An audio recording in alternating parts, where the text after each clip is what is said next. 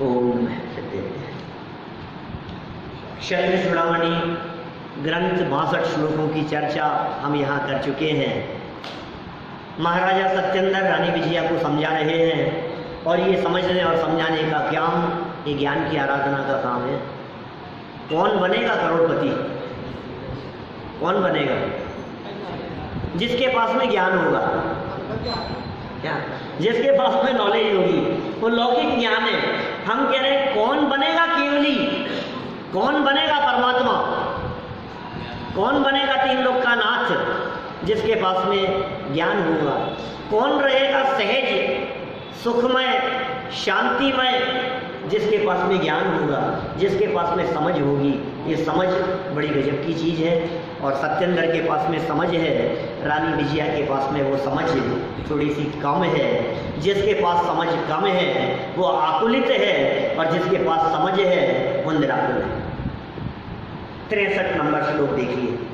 वंश रक्षार्थ राजा सत्येंद्र का प्रयत्न। आगे क्या प्रयत्न कर रहा है राजा सत्येंद्र? अयं त्वापन्न सत्त्वां तामारोप्य शिखी यंत्रकं स्वयं तद्भ्रामयामास हन्त क्रूरतमो विधि। क्या कह रहे हैं? तदनंतर मैंने रानी को बहुत समझाने के बाद, उपदेश देने के बाद, किस किस तरह के उपदेश दिए, दो महत्वपूर्ण बातें यहाँ उपदेश में आ गई थी। नहीं दो क्यों, और ज़्यादा। मैंने कितनी बातें कही उसने। एक बात कही, पुण्य का उदय समाप्त हो जाता है तो पाप का उदय आएगा ही। फिर कहा धनादि जगत में जितने भी संयोग हमारे को प्राप्त हुए हैं, उन संयोगों का वियोग नियम से होता ही होता है। वे संयोग क्षणभंगुर हैं। संयोग कहते ही उसे हैं जिसका नियम से वियोग हो। फिर कहा शत्रुता और मित्रता ये केवल कल्पना मात्र है, इसलिए तुम्हें काष्ठांगार के प्रति भी द्वेष बुद्धि नहीं रखनी चाहिए। इतना सब समझाया। रानी को थोड़ा कम समझ में बैठ रही थी। फिर उसे वापस समझाया कि भाई देखो, पात्रता डेवलप करो, है ना। एक नीतिकारों की बात कह दी, अपात्र जीवों को धर्मोपदेश कार्यकारी नहीं होता। अब फिर क्या कह रहे हैं? तदनंतर राजा ने गर्भवती उस रानी को मयूर यंत्र में बिठा करके अपने हाथ से उसको घुमाया। एक यंत्र बनाया, विमान था, मयूर आकृति का विमान था। उस विमान में रानी को बिठाया और अपने हाथ से उसे घुमाया। खेद है कि पूर्वोपार्जित कर्म अत्यंत कठोर होते हैं। ओह, क्या कह रहे हैं? राजा सत्येंद्र को अपने वंश की रक्षा का अन्य कोई उपाय दृष्टिगत नहीं हुआ, अतः उन्होंने गर्भवती एवं दुखी रानी को केकी यंत्र, एक प्रकार का हवाई जहाज पर बिठाकर आकाश मार्ग से अन्यत्र भेज दिया। यह बात सत्य है कि भवितव्य बलवान होता है। क्या करें? इन नीतिकारों की बात ये कह दी, पूर्वोपार्जित कर्म यह अत्यंत कठोर होता है। ये विधि का विधान बहुत कठोर है। याद आ रही है कुछ पंक्तियां आपको? नहीं ध्यान आपको? हाँ, क्या क्या याद आ रहा है आपको? गुणभद्राचार्य की पंक्तियां, आत्मानुशासन की भी पंक्तियां जब हमने चलाया था तब याद की थी सब लोगों ने। जल पाने के लिए मनुज ने कूप खोदना शुरू किया, पर खारा जल अल्प उसे पाताल लोक पर्यंत मिला। वह भी अति दुर्गंध युक्त करदम कीड़ों से था भरपूर। सूख गया तत्काल अहो विधि का विधान है कितना क्रूर। अब जो लोग नहीं आते थे उस समय में, वो लोग शक्ल देख रहे हैं इधर, क्या करें? काफी पुरानी बात हो गई। कितना बहुत पूरी कहानी बन जाती है इसके ऊपर। स्टोरी लिखो 4 लाइनों के ऊपर, कहानी बनाओ, पूरी कहानी। क्या हुआ, एक व्यक्ति जंगल के मार्ग से होकर के जा रहा था और प्यास लगी और चारों तरफ उसने तलाशा, कहीं पानी नहीं दिखा। प्यास बढ़ती गई तो उसने सोचा अब क्या करूं, मेरी किस्मत अच्छी होगी तो हो सकता है ज़मीन में पानी 3 फुट पे निकल जाए। ज़मीन खोदना शुरू किया। जल पाने के लिए मनुष्य ने कूप खोदना शुरू किया। फिर क्या हुआ, खोदता गया, अब मिलेगा पानी, अब मिलेगा, अब मिलेगा, अब मिलेगा, अब मिलेगा, अब मिलेगा। और खोदते खोदते खोदते खोदते कहाँ, पाताल लोक तक चला गया। इतना खोदा उसने, मिला कि नहीं फिर पानी? मिला तो सही, लेकिन कैसा? खारा। अब क्या करें, खारा भी था, बहुत अल्प था। खारा था तो कोई बात नहीं, अब प्राण तो बचेंगे ही नहीं, बहुत अल्प था। फिर अल्प पर खारा जल अल्प पाताल लोक पर्यंत मिला, और वो भी क्या, वो भी अति दुर्गंध युक्त। क्या दुर्गंध था? कोई बात नहीं, नाक बंद करके पी लूंगा। करदम कीचड़ मिला हुआ। क्या, इतना ही नहीं, कीड़ों से भरपूर। अब क्या करें, कोई बात नहीं, छान कर नाक बंद करके जैसे तैसे पी लेंगे। लेकिन क्या हुआ, सूख गया तत्काल। बोलो ये क्या हुआ? क्या करें, जिसकी किस्मत में नहीं हो क्या होगा? वापस सुनो चलो। जल पाने के लिए मनुष्य ने कूप खोदना शुरू किया, पर खारा जल अल्प उसे पाताल लोक पर्यंत मिला। वह भी अति दुर्गंध युक्त, करदम कीड़ों से था भरपूर। सूख गया तत्काल, अहो विधि का विधान है कितना क्रूर। ये पाप कर्म का उदय जब आ जाता है क्या, तो अच्छे अच्छे लोग क्या करें, बस में नहीं है परिस्थितियां। ये क्या करें राजा सत्येंद्र, ये विडंबना देखो आप, प्रकृति का स्वरूप देखो, परिस्थितियां देखो। उस महाराजा को अपने हाथ से वो विमान चलाना पड़ रहा है जहां हजारों नौकर चाकर आगे पीछे घूमते थे। ये कैसी प्रतिकूल परिस्थिति आ गई है, कोई नहीं है सहयोग करने वाला। किससे मांगे सहयोग और किसके पास में जाएं? ये भवितव्य बलवान है, ये होनहार बहुत बलवान है, ये विधि का विधान। ये नहीं चाहते हुए भी एक बहुत सुंदर श्लोक लिखा पद्मनंदी पंचविंशतिका में, आचार्य पद्मनंदी ने।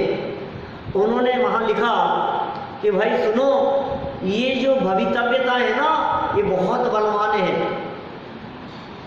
कुर्यात सा भवितव्यतागतवती तत्तत्र यद्रोचते, पद्मनंदी पंचविंशतिका में कहते हैं ऐसा।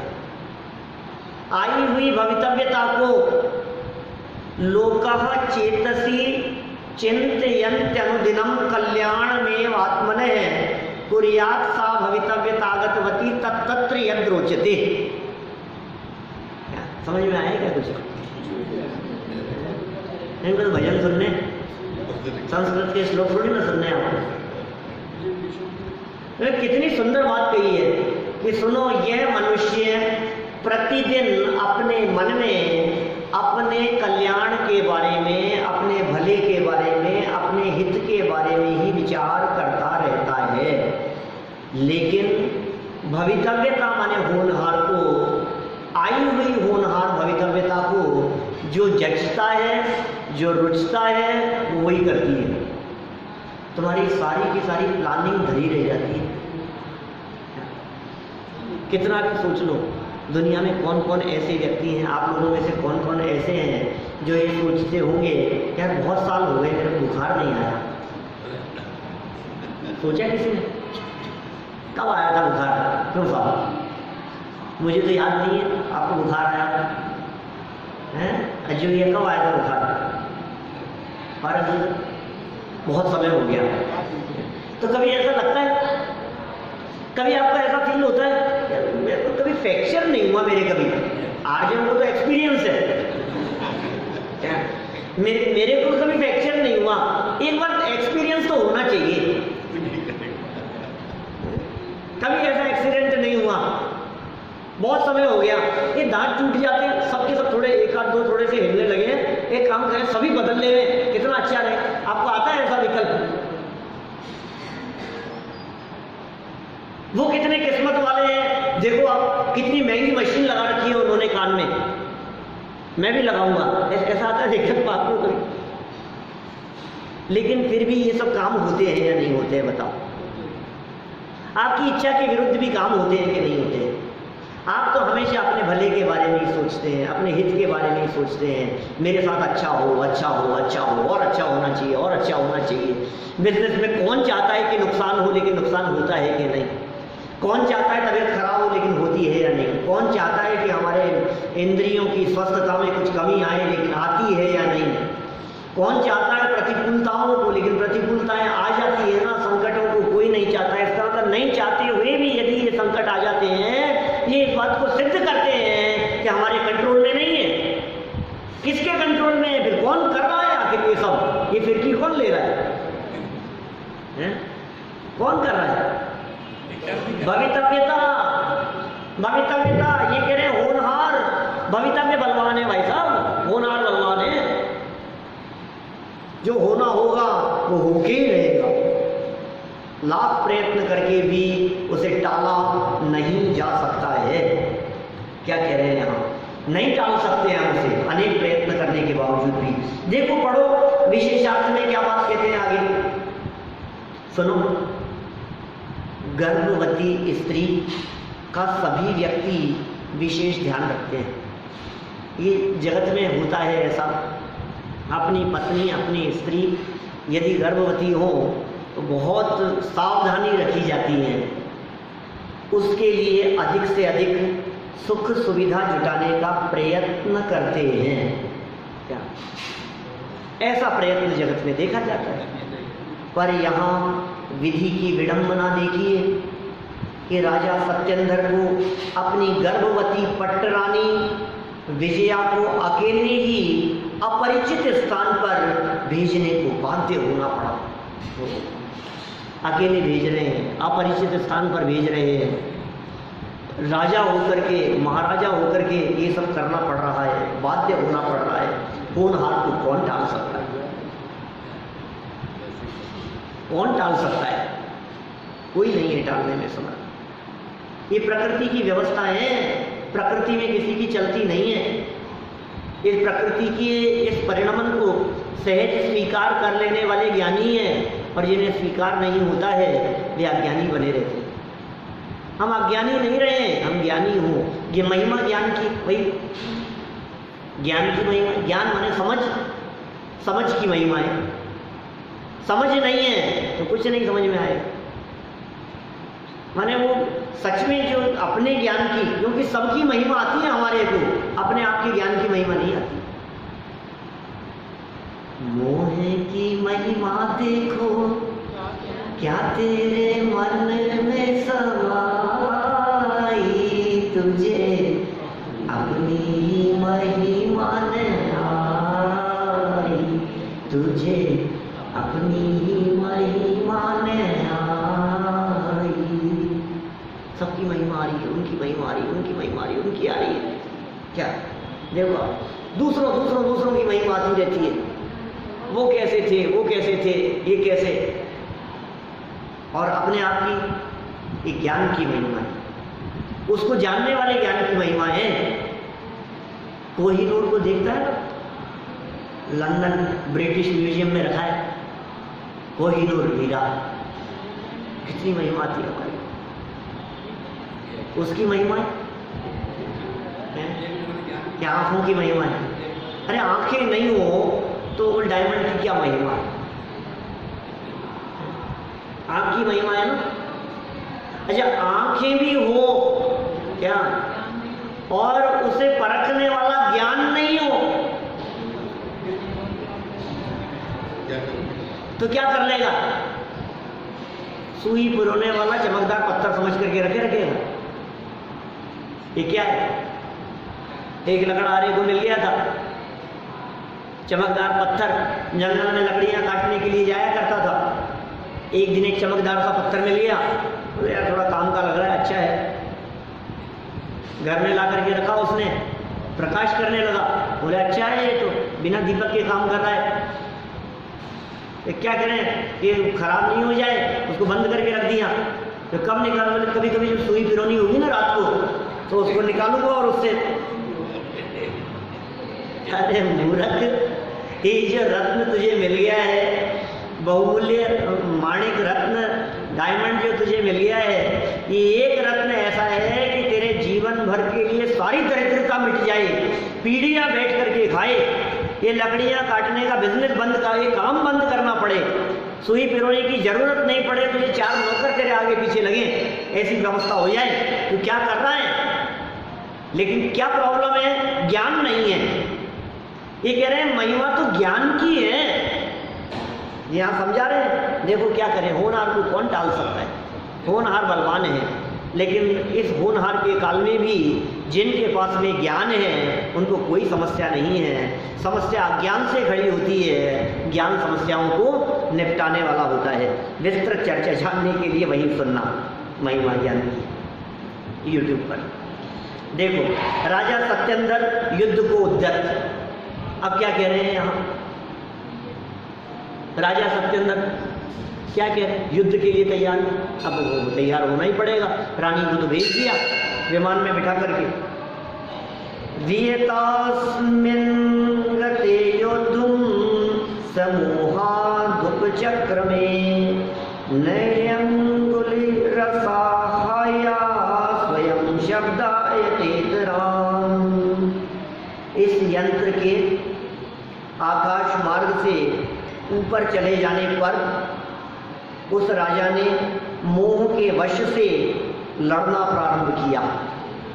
अभी तो समझा रहे थे, दुश्मनों के प्रति भी दुश्मनी मत रखो, शत्रुओं के प्रति भी शत्रुता का भाव मत रखो। अभी तो ये बातें समझा रहे थे। अब क्या हुआ है? अब कुछ नहीं, अब उनको तो सुरक्षित भेज दिया, अब निपटता हूं इनसे। क्या शांति से काम नहीं चलेगा, लड़ना ही पड़ेगा मेरे को। लेकिन क्या करें, देखो बड़ी विचित्र स्थिति है। एकदम जब मोह हावी होता है, जब कषायें हावी होती है, तो ये जीव लड़ने को तैयार हो जाता है। लेकिन ज्ञानियों के साथ में, समझदार लोगों के साथ में बहुत बड़ी प्रॉब्लम है, बहुत बड़ी समस्या है उनके साथ में। क्या समस्या है? उनको लड़ाई 2 जगह करनी है। एक सामने से लड़ाई करनी है और एक अपने आप से लड़ाई करनी है। क्योंकि अपना ज्ञान और अपनी समझ बार बार ये बात कह रही है, मत लड़ यार, क्या लड़ना है, जो होगा हो जाएगा। काहे को लड़ता है? ये कषायें अच्छी नहीं है, इस लड़ाई का फल अच्छा नहीं है। शांति से ही काम निपट जाए तो ही अच्छा है, लड़ाई झगड़े का काम अच्छा नहीं है। अपना ज्ञान बार बार नहीं समझा रहा है, अब सामने वो लड़ रहा है। अब समझो कदाचित हाथापाई भी हो जाए, झगड़ा भी हो रहा है, लड़ रहा है। अब लड़ते लड़ते भी अज्ञानी जीव की तो बुद्धि, दिमाग, कषाय, उसका अज्ञान, सब कुछ ये कह रहा है मारूंगा इसको, और ये मारते मारते भी कह रहा है मत मार। अब ये ढीला पड़ रहा है, क्या करें? लड़ भी रहा है। ज्ञानियों के 2 धारा चल रही है। ज्ञानियों का ज्ञान ये कह रहा है लड़ो, कषाय कह रही है। ज्ञानियों की कषाय ये कह रही है कि लड़ो, और ज्ञान ये कह रहा है कि मत लड़ो। क्या करें? 2 धाराएं चल रही है उनके अंदर में। अब देखो यहाँ भी क्या करें, ये युद्ध में वैराग्य हो जाएगा आगे जाकर, ये परिस्थिति बनेगी इसके साथ में। युद्ध करते करते वैराग्य। राजा मधु का प्रसंग सुना होगा आपने, यहाँ राजा सत्येंद्र भी विरक्त हो जाएंगे। अभी क्या चल रही है यहाँ चर्चा? देखो, मोह के वश से लड़ना प्रारंभ किया, युद्ध प्रारंभ हो गया, झगड़ा प्रारंभ हो गया, लड़ना शुरू कर दिया। अत्र नीति निश्चय से अकेली अंगुली अपने आप शब्द को नहीं करती है, अर्थात 2 के बिना अकेले से लड़ाई नहीं होती है। अकेली उंगली, क्या क्या कहा इन्होंने? अकेली उंगली अपने आप शब्द नहीं करती। इस उंगली से कितना भी करो आप, शब्द नहीं कर सकती है अकेली उंगली। लेकिन जैसे ही ये दूसरे के साथ में मिली, आवाज करना शुरू कर दिया। तो ये कह रहे हैं दो के बिना अकेले से लड़ाई नहीं होती, इसलिए जब भी आपकी लड़ाई हो तो काम क्या करो, अकेला छोड़ दो, क्या अकेले हो जाओ।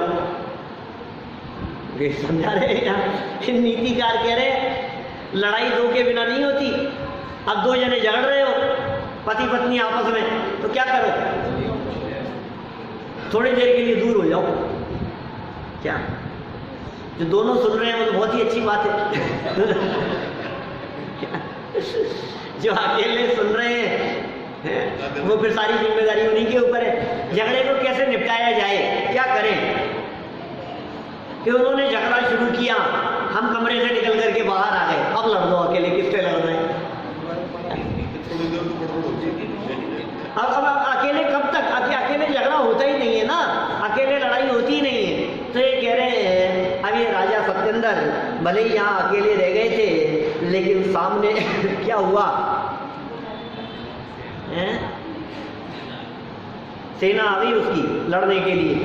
देखो रानी को आकाश मार्ग से अन्यत्र भेजने के पश्चात राजा सत्येंद्र भी रानी को भेज दिया। तो राजा सत्येंद्र भी, पीछे एक चित्र था बहुत अच्छा, अपने ध्यान नहीं दिया, आकाश मार्ग से विदा करने वाला चित्र था ये, अच्छे अच्छे चित्र दिए बीच बीच में। स्वयं ने घुमा दिया विमान को और विमान में बिठा करके रानी विजया को उठा करके चलो भेज दिया। अब देखो क्या हुआ, आकाश मार्ग से अन्यत्र भेजने के पश्चात राजा सत्येंद्र भी अपनी प्रतिष्ठा के रक्षार्थ, देखो अब मोह हावी हो गया, चारित्र मोह हावी हो गया, प्रतिष्ठा की रक्षा के लिए मोहवश युद्ध को उद्यत हुए। लड़ूंगा नहीं, भाग जाऊंगा तो लोग क्या कहेंगे, पीछे से तो राज्य करना ही है। और राजा होकर के भी उनका क्षत्रिय का क्षत्रियत्व पना जागृत हो गया, युद्ध करने के लिए तैयार हो गए, जो होगा देखेंगे और इसको तो मजा चखा के रहेंगे। काष्टांगार को है तो मंत्री ना, सेनापति तो है अपना, कोई बात नहीं। यह सत्य है कि एक उंगली से चुटकी नहीं बजती, एक से नहीं बजती, तो क्या करें। विशेषार्थ देखो,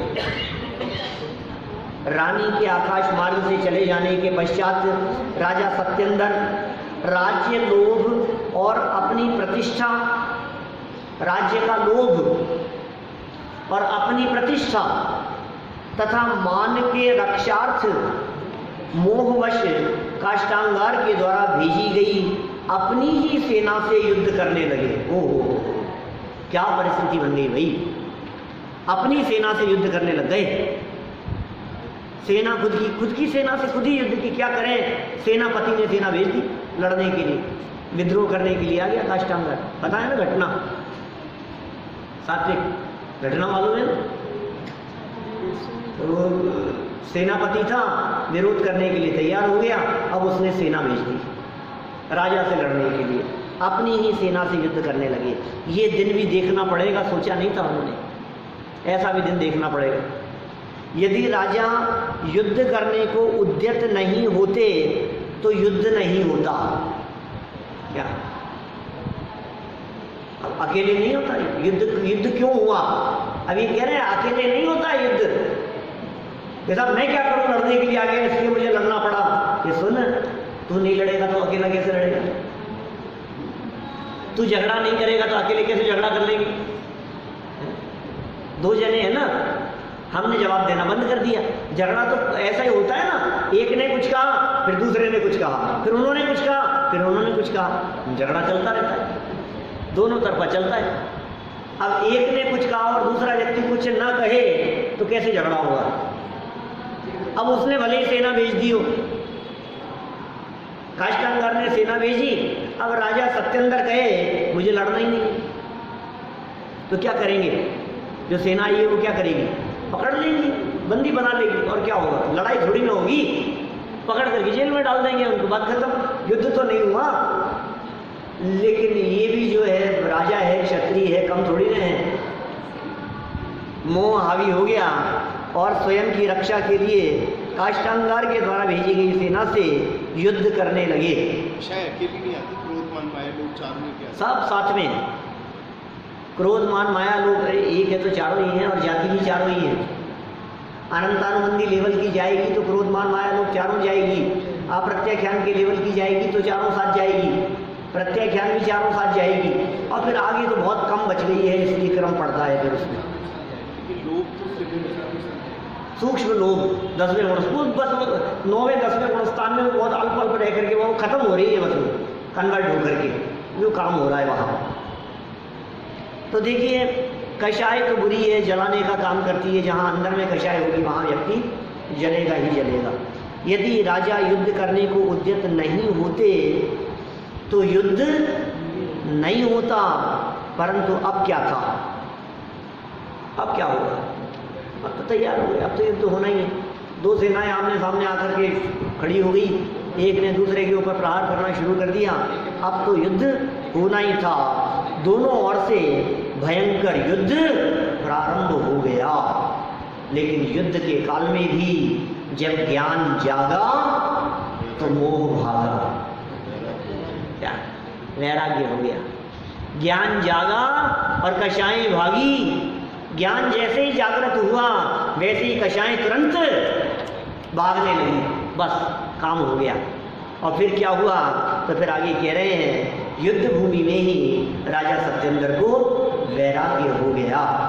इस तरह से ये वैराग्य हुआ और फिर दीक्षा ले ली, फिर पश्चाताप का भाव, और फिर आगे जो भी विशिष्ट चर्चाएं हैं ये सब चर्चाएं हम कल करेंगे।